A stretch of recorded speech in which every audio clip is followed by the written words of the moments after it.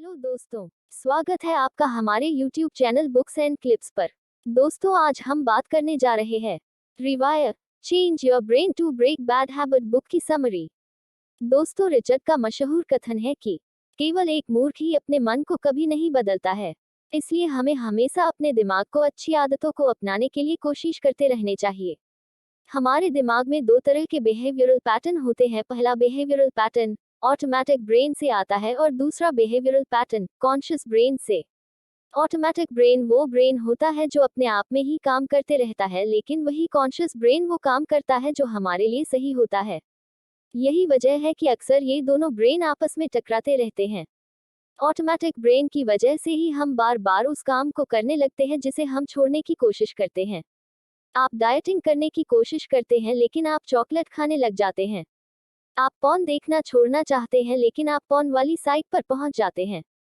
ये जानने के बाद भी कि ये चीज़ आपके लिए बहुत बुरी है और आपके हेल्थ को भारी नुकसान पहुंचा सकती है, आप वो चीज़ें करने लगते हैं।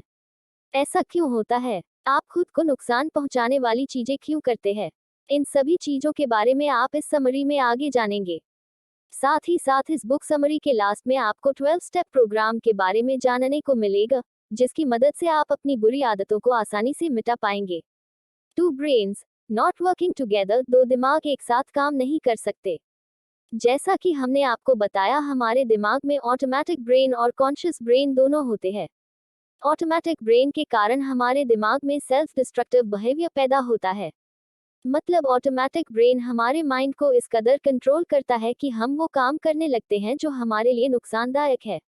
जब हमारा ऑटोमेटिक ब्रेन हमसे कोई ऐसा काम करवाता है जो हमारे लिए नुकसानदायक है, तब हमारा कॉन्शियस ब्रेन हमें रोकने की कोशिश करता है, लेकिन ऑटोमेटिक ब्रेन पावरफुल होने की वजह से कॉन्शियस ब्रेन पर हावी हो जाता है, जिसकी वजह से हम ना चाहते हुए भी खुद को नुकसान पहुंचाने वाले काम करने लगते हैं। इसीलिए अपने ब्रेन को ऑटोमेटिक ब्रेन फंक्शनिंग से निकालकर कॉन्शियसनेस की तरफ ले जाना बहुत जरूरी है, और ये तभी हो सकता है जब आप ध्यान देंगे कि आपके मन में किस तरह के थॉट्स आते हैं। अपने थॉट्स की तरफ अवेयर होकर आप आसानी से अपने ब्रेन को कॉन्शियसली वर्क करने के लिए प्रोग्राम कर सकते हैं। दी ऑटो डिस्ट्रक्ट मैकेनिज्म, हमारा ऑटोमेटिक ब्रेन भी काफी अच्छा होता है क्योंकि यह भी हमारे लिए हमेशा अच्छा ही सोचता है। ऑटोमेटिक ब्रेन बिना कुछ सोचे समझे अनकॉन्शियसली बस अपना काम करते रहता है। मतलब यह है कि यह ब्रेन बिना हमारी जानकारी के अपने आप डिसीजन लेने लगता है।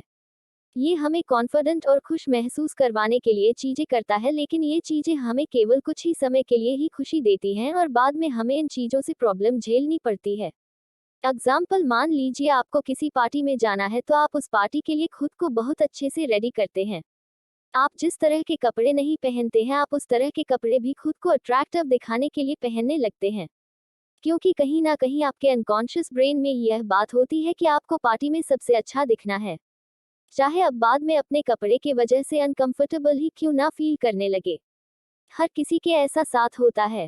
हमारा दिमाग हमें शॉर्ट टर्म में सिक्योर और खुश करने के चक्कर में कई बार हमसे ऐसे काम करवा देता है जिससे हम भारी मुसीबत में पड़ जाते हैं। ऑटोमेटिक ब्रेन को आप अनकॉन्शियस ब्रेन भी कह सकते हैं। इस ऑटोमेटिक ब्रेन में वो बातें भी रहती है जो शायद आपको याद भी ना हो।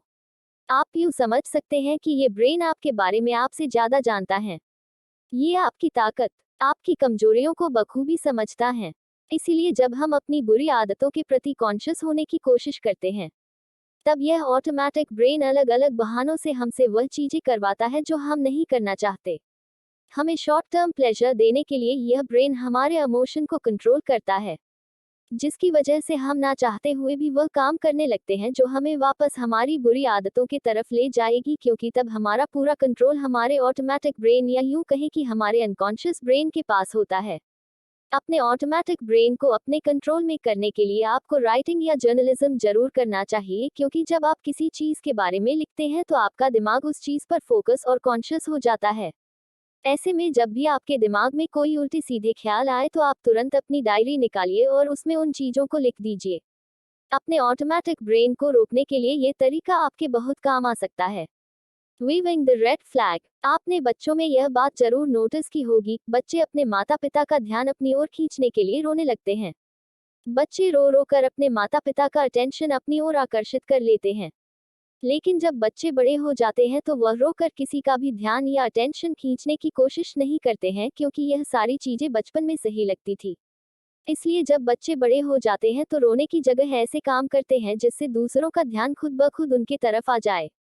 एडल्ट होने के बाद लोग दूसरों का अटेंशन पाने के लिए ऐसी चीजें करने लगते हैं जिससे करने से दूसरे लोग उन्हें रोकेंगे, और इस तरह दूसरों का ध्यान उनकी तरफ आ जाएगा। जिस तरह बुल फाइटिंग गेम में बैल का ध्यान अपनी ओर खींचने के लिए खिलाड़ी बैल को लाल झंडा दिखाता है, ठीक उसी तरह लोग दूसरों का ध्यान अपनी ओर खींचने के लिए दूसरों को अपना सेल्फ डिस्ट्रक्टिव बिहेवियर दिखाते हैं। Self destructive behaviour automatic brain की करामात होती है। जब हम खुद को नुकसान पहुंचाने वाले काम करने लगते हैं तो वह काम सेल्फ डिस्ट्रक्टिव बिहेवियर कहलाती है।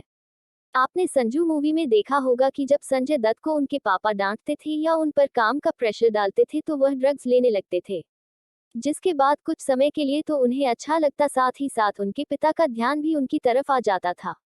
यही सेल्फ डिस्ट्रक्टिव बिहेवियर होता है। सेल्फ डिस्ट्रक्टिव नेचर वाले लोग दूसरों का ध्यान खींचने के लिए अक्सर इस तरह की ही चीजें करते हैं। इस तरह के बिहेवियर को कैसे रोका जा सकता है, ये जानने से पहले ये जानना थोड़ा जरूरी है कि लोग आखिर इस तरह का काम करते क्यों हैं। पहला कारण ये हो सकता है कि वह लोग जो खुद को ही नुकसान पहुंचाते हैं, उन लोगों को बचपन में कभी भी उनके माता पिता का प्यार, समय और रिस्पेक्ट नहीं मिला हो, जिसकी वजह से वे लोग अपने माता पिता का ध्यान आकर्षित करने के लिए सेल्फ डिस्ट्रक्टिव बिहेवियर शो करते हैं। दूसरा कारण ये भी हो सकता है कि ऐसे लोगों को उनके बचपन में कभी भी वो एप्रिशिएशन मिला ही ना हो जिससे एक बच्चा स्ट्रांग बनता है, जिसकी वजह से इन बच्चों को खुद में ही कमी नजर आने लगती है, और ये लोग खुद को लेकर इतने ज्यादा अंडर कॉन्फिडेंट होते हैं कि खुद के अंदर के कमियों को छुपाने के लिए ये लोगों के सामने सेल्फ डिस्ट्रक्टिव बिहेवियर दिखाकर लोगों की सोच को मैनिपुलेट करने की कोशिश करते हैं। इस तरह के सेल्फ डिस्ट्रक्टिव नेचर के लोग दूसरों का ध्यान खींचने के लिए ड्रग्स, अल्कोहल जैसी चीजों का नशा करने लगते हैं। पहले तो ये लोग सिर्फ दूसरों का अटेंशन पाने के लिए एडिक्शन का सहारा लेते थे, लेकिन फिर उन्हें एहसास होता है कि वे पूरी तरह से अपने एडिक्शन के शिकार हो चुके हैं। They are hooked with the addiction. यह एहसास उन्हें तब होता है जब उन्हें पता चल जाता है कि अब उनका एडिक्शन उनके कंट्रोल में नहीं है। कुछ लोग अपनी बुरी आदतों के चपेट में इस तरह फंस जाते हैं कि वह चाहकर भी इससे बाहर नहीं निकल पाते। ऐसे में अगर सेल्फ डिस्ट्रक्टिव नेचर लोगों को खुद को ट्रैक पर वापस लाना है तो उन्हें सबसे पहले यह एक्सेप्ट करना होगा कि वह कुछ भी कर ले, लेकिन दूसरों का ध्यान या उनका प्यार इस तरह से कभी नहीं पा सकते हैं।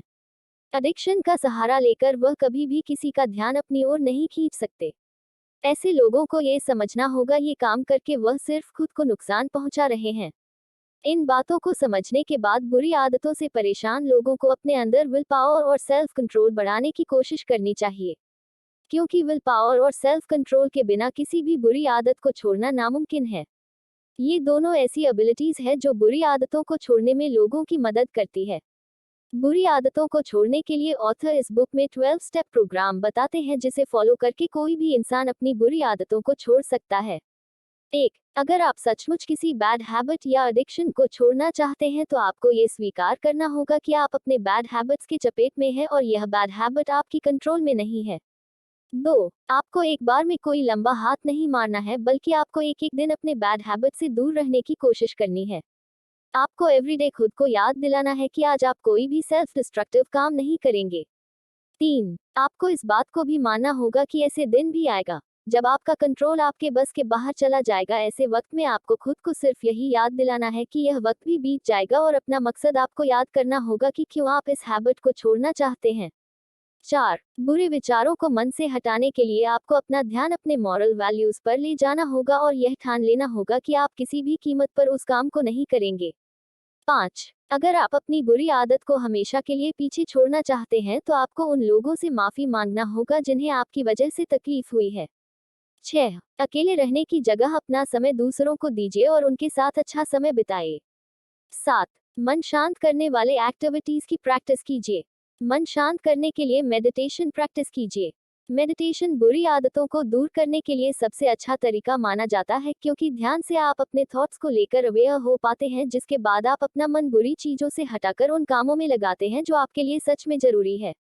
8. आदत को हमेशा हमेशा के लिए दूर भगाने के लिए आपको ये सोचना चाहिए कि you can fake it until you make it, क्योंकि जब आपका हौसला टूटने लगेगा तो ये बात ही आपको मोटिवेशन देंगी। 9. बुरी आदतों को छोड़ने के लिए आप अपनी दोस्त या थेरेपिस्ट की मदद ले सकते हैं। 10. अपने बुरे विचारों से छुटकारा पाने के लिए आपको लिखना शुरू करना चाहिए, क्योंकि जब आप लिखेंगे तो आपका ध्यान कॉन्शियस तरीके से उन बातों पर जाएगा जिसे आप नहीं करना चाहते। 11. अपने ऊपर ज्यादा प्रेशर मत डालिए और छोटे छोटे स्टेप्स लेकर अपने बैड हैबिट्स को दूर कीजिए। 12. इन सभी चीजों को आपको एक दिन नहीं बल्कि हर रोज करना होगा, और शायद आपको काफी लंबे समय तक इन चीजों की प्रैक्टिस करनी होगी, तभी आप अपनी बुरी आदतों को छोड़ पाएंगे।